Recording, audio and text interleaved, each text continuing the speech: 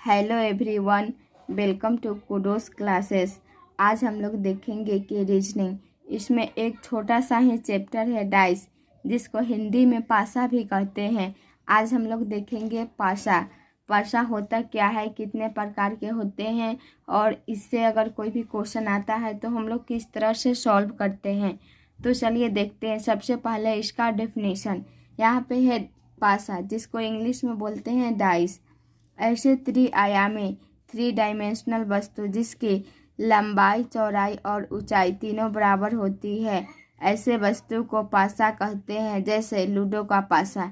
यानी कि पासा क्या होता है, ये एक ऐसा थ्री डायमेंशनल वस्तु है जिसकी लंबाई, चौड़ाई और ऊंचाई ये तीनों है ये बराबर होती है। इसी को हम लोग पासा कहते हैं। जैसे हम लोग बचपन में जो पासा लूडो छक्का खेलते थे, उसका जो छक्का होता था, जो हम लोग उसको छक्का बोलते थे, वही एक तरह का पासा होता है। अब हम लोग पढ़ेंगे कि एक पासा में सदैव ऑलवेज होते हैं, यानी कि एक पासा में क्या क्या होते हैं उसके बारे में हम लोग पढ़ेंगे। किसी भी पासा में कुल 6 सतह सरफेस होते हैं, जिनमें से किसी भी ओर से देखने पर केवल 3 ही सतह सरफेस नजर आते हैं।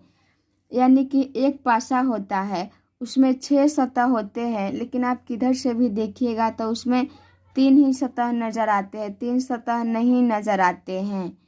पासा एक त्रिआयामी आकृति है जो घन के रूप में होता है।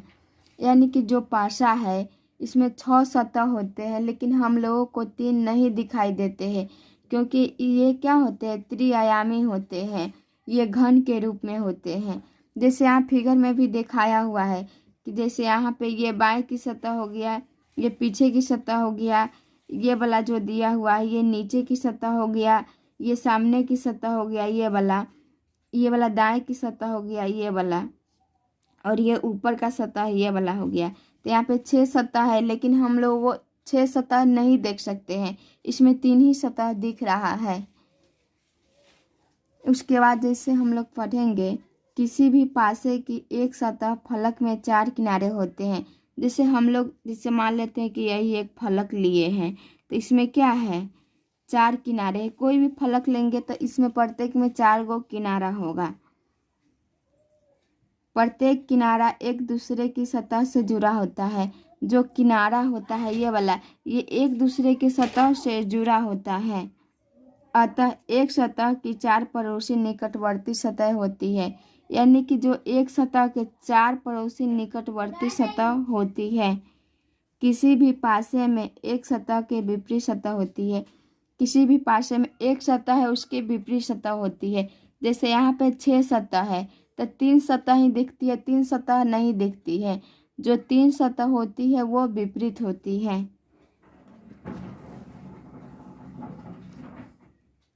किसी भी पासे में कुल 12 किनारे होते हैं। जो किनारे होते हैं वो कितना होते हैं, 12 किनारे होते हैं। जैसे यहाँ पे ए बी है, ये क्या है, किनारा है। बी सी है, ये भी एक किनारा है। यहाँ पे सी डी है, ए डी है, इसी तरह ए ई है, बहुत सारा है। तो इसमें कितना है, 12 किनारे होते हैं। किसी भी पासे में कुल 8 कोने होते हैं। जो ये वृत्त की तरह गोल गोल बनाया हुआ है, सर्कल, ये सब क्या है, कोना है। तो हम लोग ये देखे हैं कि जो पासा होता है ये घन के आकार की होता है। इसमें 6 सतह होते हैं, जिसमें से 3 सतह हम लोगों को दिखते हैं, 3 सतह नहीं दिखते हैं, क्योंकि ये त्रिआयामी होते हैं। इसके बाद जो फलक होता है एक, इसका 4 गो किनारा होता है। इसके बाद प्रत्येक पासे में 12 किनारे होते हैं, और प्रत्येक पासा होता है उसमें 8 कोने होते हैं।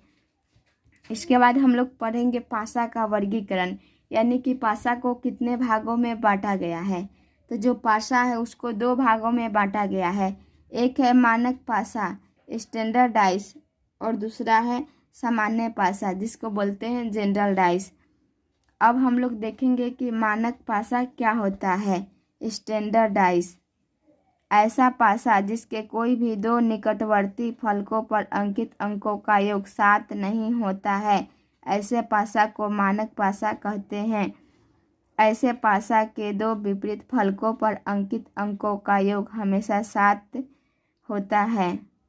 यानी कि मानक पासा का मतलब क्या हुआ कि जैसे यहाँ पे कोई भी अगर पासा ले लिए तो इसके फलकों का योग देखेंगे कि दो फलकों का योग 7 हो रहा है कि नहीं। अगर इसका योग 7 नहीं होगा तो इसका मतलब क्या हुआ कि ये मानक पासा होगा। जैसे यहाँ पे दिया हुआ है कि 4 और 2, 4 और 2 को जोड़ेंगे तो 6 हो जाएगा, 6 व 4 को जोड़ेंगे 10 हो जाएगा, 6 और 2 को जोड़ेंगे 8 हो जाएगा। यानी कि 7 नहीं हो रहा है और ये 7 नहीं होगा तो ये क्या मानक पासा हो गया। और मानक पासा में बहुत ही आसान होता है इसका विपरीत, मतलब विपरीत है कि नहीं और विपरीत है तो कौन किसका है, तो ये बहुत ही आसान है। जैसे अगर यहाँ पूछेगा कि 4 का विपरीत क्या है तो 4 का विपरीत यहाँ पे क्या हो जाएगा, 3 हो जाएगा। देखिए अगर किसी का भी पूछेगा तो इसमें से 7 में से घटा दीजिए, आ जाएगा। जैसे यहाँ पे 6 है तो 6 का विपरीत क्या हो जाएगा, 1। देखिए यहाँ पे 7 में से घटा दीजिए, या ये सोचिए कि इसमें कितना जोड़ेंगे तो 7 आ जाएगा। जैसे 2 है तो 2 में कितना जोड़ेंगे कि 7 आ जाएगा, तो यहाँ पे कितना जोड़ाएगा, 5। जैसे यहाँ पे दिया हुआ है, देखिए यहाँ सॉल्व करके पूरा बताया गया है। अतः दिया गया पासा एक मानक पासा है क्योंकि किसी का भी योग 7 नहीं आया है। इस प्रकार के पासे में किसी भी अंक का विपरीत अंक पूछा जाए तो उस अंक में कितना जोड़ दे कि उसका मान 7 आ जाए। यानी कि जैसे यहाँ 4 है तो इसमें कितना जोड़ दे कि 7 आ जाए, 3, तो इसका विपरीत हो जाएगा 3। जैसे 2 के विपरीत 2 में कितना जोड़ेंगे कि 7 आएगा, 5 जोड़ेंगे तो इसका आंसर क्या हो गया, 5। 6 के विपरीत क्या हो जाएगा, 1 और 4 के विपरीत 3। अब आप लोगों को ये समझ में आ गया होगा कि मानक पासा क्या होता है। देखिए मानक पासा को शॉर्ट में समझिए कि अगर कोई भी पासा दिया रहेगा, इसमें अगर तीनों में से किसी को भी जोड़ने पे अगर 7 नहीं आएगा और 7 नहीं आएगा तो इसमें देखिए अगर इसका पूछेगा तो देखेंगे कि इसमें कितना जोड़ेंगे तो 7 हो जाएगा। जैसे 4 है, 4 में 3 जोड़ेंगे तो 7 हो जाएगा। इसका मतलब क्या हो गया, जैसे 4 का 3 हो गया, 6 का 1 हो गया, 2 का 5 हो गया। यही होता है मानक पासा। अब हम लोग देखेंगे कि सामान्य पासा यानी कि जनरल डाइस क्या होता है। जनरल डाइस भी बहुत ही आसान है, चलिए देखते हैं। सामान्य पासा जनरल डाइस ऐसा पासा जिसके कोई भी दो निकटवर्ती फलकों पर अंकित अंकों का योग 7 होता है तो ऐसे पासा को सामान्य पासा कहते हैं। ऐसे पासा के केवल एक प्रारूप के आधार पर इसके किसी भी फलक पर अंकित अंकों के विपरीत फलक पर कौन सा अंक होगा इस बात को निश्चित रूप से व्यक्त नहीं किया जा सकता। यानी कि इस पासा में अगर किसी भी दो को जोड़ेंगे तो 7 आ जाएगा और जब ये 7 आ जाएगा तो ये क्या सामान्य पासा ये हो जाएगा, ये मानक पासा नहीं होगा। जैसे यहाँ पे अगर 5 को और 2 को जोड़ेंगे तो ये 7 हो गया।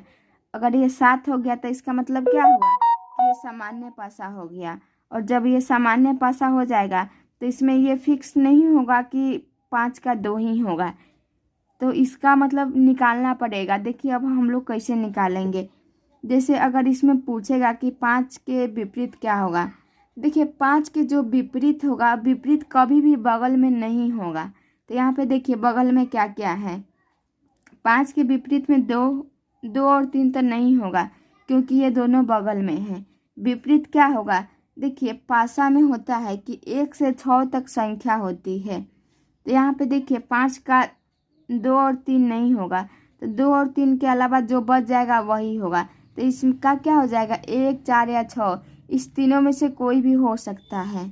इसी को यहाँ पे बना दिया गया है। देखिए अतः दिया गया पासा एक सामान्य पासा है यदि इनमें 5 के विपरीत सतह का अंक पूछा जाए तो 1, 4 एवं 6 में से कोई भी एक हो सकता है। यानी कि कोई भी एक हो सकता है।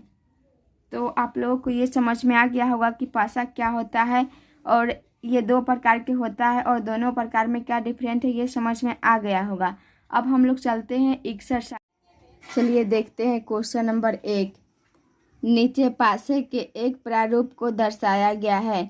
इस पासे में अंक 5 के विपरीत फलक पर कौन सा अंक होगा। यानी कि इसमें बताना है कि ये अंक 5 है, 5 के विपरीत कौन सा अंक होगा। तो यहाँ पे सबसे पहले देखेंगे कि ये डाइस है, ये स्टैंडर्ड है या जनरल है। तो यहाँ पे कैसे पता चलेगा कि स्टैंडर्ड है कि जनरल है। तो यहाँ पे देखेंगे कि इसमें किसी का योग 7 आ रहा है कि नहीं। देखिए जोड़ के देखेंगे, 3 और 5 को जोड़ेंगे तो 8 हो जाएगा, 3 और 6 को जोड़ेंगे तो 9 हो जाएगा, 6 और 5 को जोड़ेंगे तो 11 हो जाएगा। यानी कि इसमें किसी का भी योग 7 नहीं आया। और जब 7 नहीं आएगा तो ये स्टैंडर्ड हो जाएगा। और स्टैंडर्ड डाइस है तो ये बहुत ही आसान है कि यहाँ पे 5 का पूछ रहा है, तो 5 में क्या जोड़ेंगे कि 7 हो जाएगा। तो इसमें 2 जोड़ेंगे तो इसका राइट आंसर हो जाएगा बी। अब देखते हैं क्वेश्चन नंबर 2। इसमें भी क्या करना है, क्वेश्चन सेम ही है सब। इसमें 3 के विपरीत निकालना है। तो यहाँ पे देखिए 3 के विपरीत निकालना है। तो इसमें सबसे पहले वही चेक करना है कि स्टैंडर्ड है कि जनरल है। तो यहाँ पे देखिए इसमें तो पता चल गया कि ये जनरल है, 4 को और 3 को जोड़ेंगे तो ये 7 हो जाएगा। तो ये जनरल है तो इसमें 3 का अपोजिट 4 नहीं होगा, क्योंकि ये बगल में है और बगल वाला कभी भी विपरीत नहीं होगा। तो देखिए यहाँ पे कौन कौन विपरीत नहीं होगा, जो बगल में है वो विपरीत नहीं होगा। तो यहाँ पे 2 और 4 है, तो 2 और 4 3 के विपरीत नहीं होगा। तो देखिए पासा पर 1 से 6 तक संख्या होता है, 1 से 6 तक में 2 और 4 नहीं होगा। तो जो जो बच जाएगा वही इसका आंसर हो जाएगा। तो यहाँ पे 1 नहीं है और 5 और 6 नहीं है, तो इसका आंसर डी हो जाएगा। अब हम लोग देखते हैं क्वेश्चन नंबर 3। इसमें 1 के विपरीत निकालना है। तो ये बहुत ही आसान है। देखिए 5 और 1 जोड़ेंगे 6 हो जाएगा, 5 और 3 जोड़ेंगे 8 हो जाएगा, 1 और 3 जोड़ेंगे 4 हो जाएगा। यानी कि यहाँ पे भी 7 है कि आया कि नहीं आया वो देखना है। तो यहाँ पे किसी को भी जोड़ने पर 7 नहीं आया, इसका मतलब ये क्या हो गया, स्टैंडर्ड हो गया। स्टैंडर्ड डाइस होता है। तो इसमें जैसे 1 का निकालना है तो 1 में क्या जोड़ेंगे कि 7 आ जाएगा। तो 1 में 6 जोड़ेंगे तो 7 आ जाएगा, यानी कि इसका राइट आंसर सी हो गया। अब देखते हैं हम लोग क्वेश्चन नंबर 4।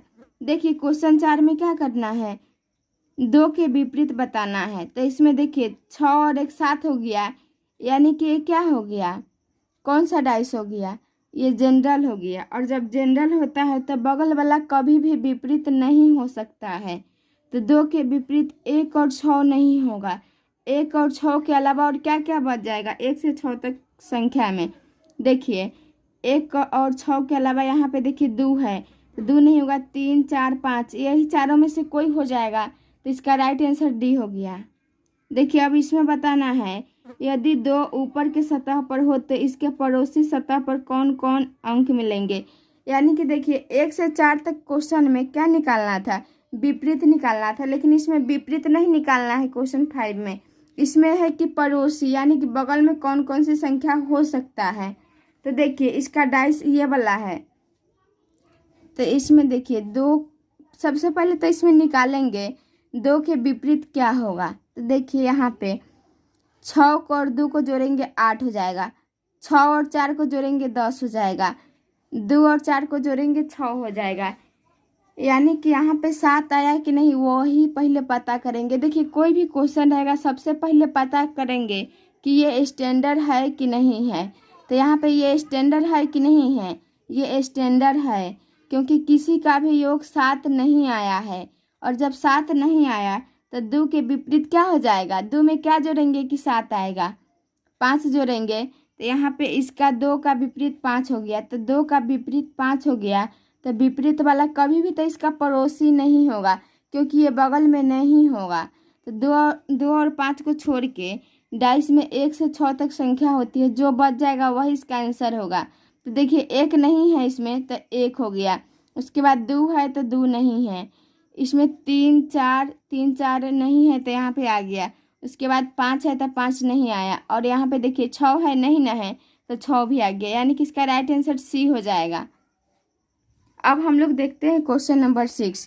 इसमें क्या करना है, देखिए यदि 3 नीचे की सतह पर हो तो ऊपर की सतह पर कौन सा अंक होगा। तो इसमें सबसे पहले देखेंगे 3 का विपरीत निकालेंगे, और 3 का विपरीत निकालेंगे तो क्या हो जाएगा, देखिए 3 का अगर निकालेंगे तो यहाँ पे 4 और 3 7 हो गया, यानी कि ये क्या हो गया, जनरल डाइस हो गया। और जब ये जनरल डाइस हो जाएगा तो यहाँ पे देखिए 3 का विपरीत में क्या क्या होगा और क्या क्या नहीं होगा। तो देखिए 3 के विपरीत में 4 और 2 नहीं हो सकता है, तो इसके अलावा और क्या क्या बच जाएगा यहाँ पे 1 6 1 6 और क्या बच जाएगा 5 भी बच जाएगा 1 6 5, यानी कि 1 6 5 इसका होता।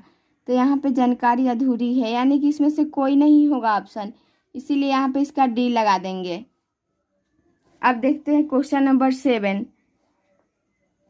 नीचे पासे के एक प्रारूप को दर्शाया गया है।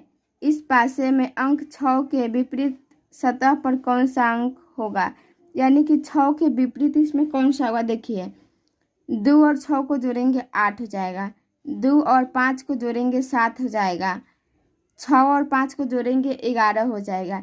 यानी कि इसमें क्या हो गया, देखिए यहाँ पे अगर 2 और 5 को जोड़ेंगे तो ये तो 7 आ रहा है, यानी कि ये फिर जनरल हो गया। और जनरल हो जाएगा तो कभी भी बगल वाला इसके पड़ोसी इसके विपरीत नहीं हो सकता है। तो यहाँ पे 6 के विपरीत में कौन कौन नहीं होगा, 2 और 5 नहीं होगा। तो इसके अलावा और क्या क्या बच जाएगा, देखिए 1 3 और 4 बच जाएगा, लेकिन इसमें 1 3 ऑप्शन है और 4 है 3 है 1 है, तो इसमें डी लगा देंगे। इसमें अगर 4 भी रहता फिर भी इसका आंसर डी ही सही होता। अब देखते हैं क्वेश्चन नंबर 8। इसमें भी क्या करना है, यदि नीचे दिए गए पासे में अंक 5 के विपरीत सतह पर कौन सा अंक होगा। तो इसमें सबसे पहले तो विपरीत निकालना है, तो इसमें वही चेक करना है कि स्टैंडर्ड है कि जनरल है। देखिए 1 और 4 5 हो गया, 4 और 2 6 हो गया, 2 और 1 3 हो गया, तो यहाँ पे स्टैंडर्ड हो गया। तो स्टैंडर्ड हो गया तो 2 के अपोजिट कितना हो जाता है 5, तो यहाँ पे 5 का निकालना है तो 5 का 2 हो जाएगा। इसका राइट आंसर बी हो जाएगा। अब हम लोग देखते हैं क्वेश्चन नंबर 9।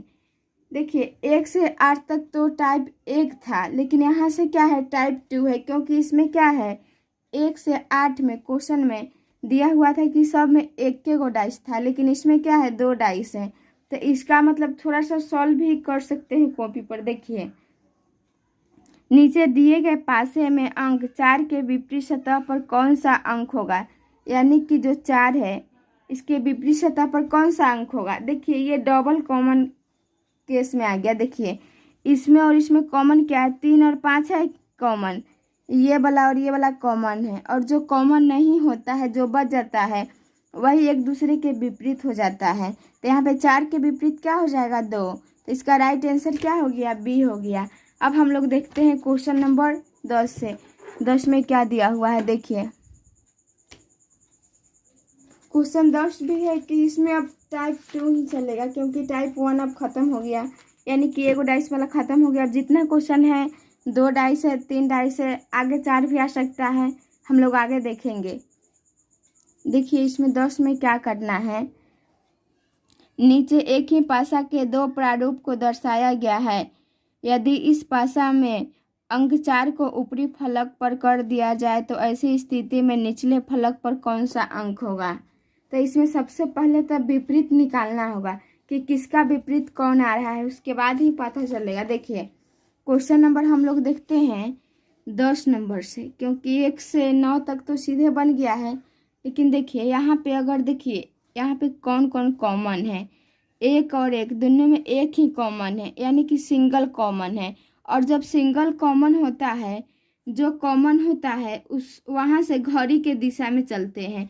तो यहाँ से घड़ी के दिशा में चलेंगे तो किस तरह चलेंगे, 1 के बाद यहाँ पे क्या है 2 है 3 है, तो यहाँ पे लिखेंगे 1 2 3, यहाँ पे भी घड़ी के दिशा में चलेंगे। देखिए यहाँ पे 1 के बाद क्या है 1 6 5, यानी कि यहाँ पे 2 की अपोजिट 6 हो गया, 3 की अपोजिट 5 हो गया, और 1 का यहाँ पे नहीं ना पता चला। तो देखिए जो डाइस होता है उसमें 1 से 6 तक ही संख्या होती है, 1 2 3 4 5 6। यहाँ पे देखिए 2 का अपोजिट है ये 6 हो गया, 3 का है ये 5 हो गया, तो एक ही तो बच गया, 1 का 4 हो जाएगा। तो यहाँ पे किसका निकालना था 4 का, तो 4 का राइट आंसर क्या हो जाएगा 1, यानी कि ऑप्शन ए इसका सही हो जाएगा। अब हम लोग देखते हैं क्वेश्चन नंबर 11। देखिए इसमें भी सेम क्वेश्चन है, इसमें 2 के विपरीत निकालना है क्वेश्चन नंबर 11 में। देखिए दो के विपरीत निकालना है तो पहले देखेंगे कि डबल कॉमन है कि सिंगल कॉमन है। तो इसमें और इसमें कॉमन क्या है, देखिए इसमें 3 कॉमन है, इसमें और इसमें दोनों में 3 कॉमन है। जो कॉमन रहता है वहाँ से घड़ी के दिशा में चलते हैं। तो देखिए यहाँ पे 3 के बाद क्या है, 3 के बाद 2 है, 1 है, यहाँ 2 लिखेंगे, 1 लिखेंगे। इसके बाद देखिए इसमें 3 के बाद क्या है, देखिए 3 5 4 घड़ी के दिशा में चलते हैं। 3 के बाद है 5 और 5 के बाद है 4। देखिए इसमें किसका पूछा है, 2 के विपरीत। तो 2 के विपरीत क्या हो जाएगा, 5। इसका राइट आंसर बी हो जाएगा। अब देखते हैं क्वेश्चन नंबर 12। देखिए क्वेश्चन 12 में क्या दिया हुआ है, इसमें 1 के विपरीत निकालना है। तो देखिए इसमें और इसमें कुछ कॉमन दिख रहा है। देखिए इसमें और इसमें दोनों में 2 कॉमन है। तो 2 कॉमन है तो 2 लिख लेंगे। उसके बाद घड़ी के दिशा में चलेंगे। घड़ी के दिशा में देखिए चलेंगे तो 2 के बाद क्या हो जाएगा, 3 5। 2 के बाद आ जाएगा 3 5। और इधर देखिए इसमें घड़ी की दिशा में चलेंगे तो 2 के बाद क्या आएगा, 6 1। 2 के बाद आएगा 6 और 1। इसमें 1 के विपरीत पूछा है। 1 के विपरीत क्या हो जाएगा, ये वाला 5। इसका राइट आंसर सी हो जाएगा। देखिए क्वेश्चन हल्का ही है लेकिन ये एसएससी सीजीएल में आया हुआ है, पूछा हुआ था ये क्वेश्चन। जब आपको समझ में आ जाएगा तो बहुत ही इजी लगेगा कोई भी क्वेश्चन, और समझ में नहीं आने पे बहुत ही डिफिकल्ट लगता है। देखिए अब देखते हैं क्वेश्चन नंबर 13। इसमें भी सेम ही क्वेश्चन है सब। इसमें है 3 के विपरीत। देखिए इसमें और इसमें कॉमन क्या है, कॉमन 2 है। देखिए दोनों में जो कॉमन रहता है उसको पहले लिख देते हैं, उसके बाद घड़ी के दिशा में चलते हैं। तो यहाँ पे 2 कॉमन था तो 2 लिख दिए हैं। 2 के बाद कहाँ जाएंगे, 2 1 3, 2 1 3। इसमें देखिए इसमें भी घड़ी के दिशा में चलेंगे कॉमन वाला से। 2 के बाद क्या है, 4 6। 2 के बाद है 4 6। देखिए इसमें क्या पूछा है, 3 के विपरीत। 3 के विपरीत क्या हो जाएगा, 6। इसका राइट आंसर हो जाएगा ए। अब हम लोग देखते हैं क्वेश्चन नंबर 14। इसमें है 5 के विपरीत निकालना। इसमें और इसमें कुछ कॉमन दिख रहा है, देखिए ध्यान से। देखिए इसमें और इसमें कॉमन क्या है, कॉमन है 3। कॉमन से घड़ी के दिशा में चलना है। देखिए 3 है, 3 के बाद क्या है, 2 4। 3 के बाद है 2 4। इसमें देखिए 3 के बाद क्या है, 5 6। 3 के बाद है 5 6। इसमें किसका पूछा है, 5 का। तो 5 का क्या हो जाएगा, 2। तो इसका राइट आंसर सी हो जाएगा। अब हम लोग देखते हैं क्वेश्चन नंबर 15। क्वेश्चन 15 में देखिए क्या दिया हुआ है, इसमें 6 के विपरीत निकालना है। तो इसमें देखिए कौन सा कॉमन है, इसमें 6 कॉमन है। कॉमन वाला को लिख देंगे, इसके बाद घड़ी के दिशा में चलेंगे। 6 के बाद क्या है, 1 2 1 2। अब इसके बाद इसमें देखिए क्या है, 6 के बाद 3 4। 6 के बाद है 3 4। देखिए इसमें 6 का निकालना है, इसका निकालना है। तो इसका तो क्लियर नहीं हुआ, लेकिन देखिए इसमें कैसे निकालेंगे। जो पासा होता है उसमें 1 से 6 तक ही संख्या होती है। 1 2 3 4 5 6। 6 तक ही इसमें संख्या होती है, जिसमें देखिए 1 का विपरीत 3 है और 2 का 4 है, बच गया 2 ही। तो इसमें क्या हो जाएगा, 6 का 5 हो जाएगा। तो इसका राइट आंसर क्या हो जाएगा, देखिए क्वेश्चन नंबर 15 में इसमें 6 का क्या हो जाएगा, 6 का विपरीत 5, यानी कि ऑप्शन डी। अब हम लोग देखते हैं क्वेश्चन नंबर 16। देखिए क्वेश्चन 16 में क्या है, 2 का विपरीत बताना है। देखिए इसमें सबसे पहले देखेंगे कि सिंगल कॉमन है कि डबल कॉमन है। डबल कॉमन होगा तो और ज़्यादा इजी हो जाएगा। देखिए इसमें 3 और 5 है, इसमें 3 और 5 ये दोनों है कि डबल कॉमन। डबल कॉमन होगा तो जो बच जाएगा वही विपरीत हो जाएगा। तो इसमें 2 का निकालना है, तो 2 का विपरीत क्या हो जाएगा, 6। इसका राइट आंसर ए हो जाएगा। अब हम लोग देखते हैं क्वेश्चन नंबर 17। देखिए क्वेश्चन 17 में क्या दिया हुआ है, बहुत ही आसान क्वेश्चन है ये सब। देखिए इसमें क्या करना है, 3 के विपरीत निकालना है। तो 3 के विपरीत कैसे निकालेंगे, देखिए सबसे पहले देखना है डबल कॉमन है कि सिंगल कॉमन है। देखिए इसमें और इसमें डबल कॉमन है, यहाँ पे भी 6 4 है और 6 4 है, ये दोनों डबल कॉमन है। डबल कॉमन है तो इसके बाद जो बच जाएगा वही विपरीत हो जाएगा। तो यहाँ 3 का विपरीत क्या हो जाएगा, 2। तो इसका राइट ऑप्शन क्या होगा, ऑप्शन बी हो जाएगा। अगर आप लोगों को ये वीडियो अच्छा लगे तो लाइक सब्सक्राइब और शेयर कीजिए, और आगे का भी सॉल्यूशन चाहिए तो आप लोग कमेंट बॉक्स में कमेंट ज़रूर कीजिए।